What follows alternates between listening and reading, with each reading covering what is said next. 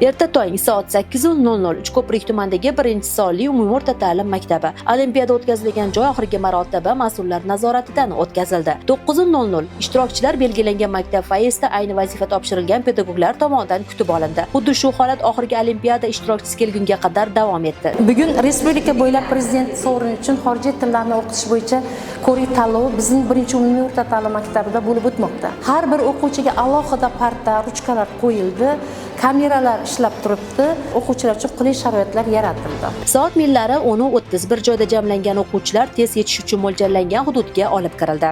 Hammalaringga Uchko'prik tuman hokimligi nomidan omad tilagan holatda mana hozir sanoqli daqiqalarimiz qolyapti. Jarayonimizni boshlaymiz. Omad hammalaringga.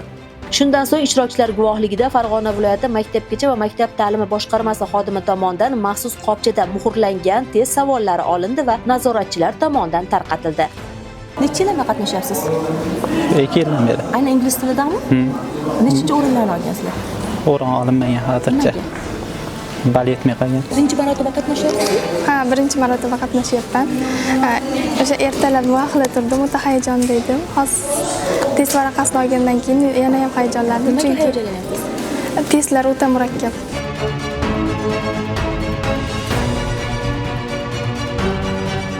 Rapor esa 11:00 O'zbekiston Respublikasi Prezidenti sovrini uchun xorijiy tillarni o'qitish bo'yicha eng yaxshi maktab olimpiadasi tuman bosqichiga start berildi.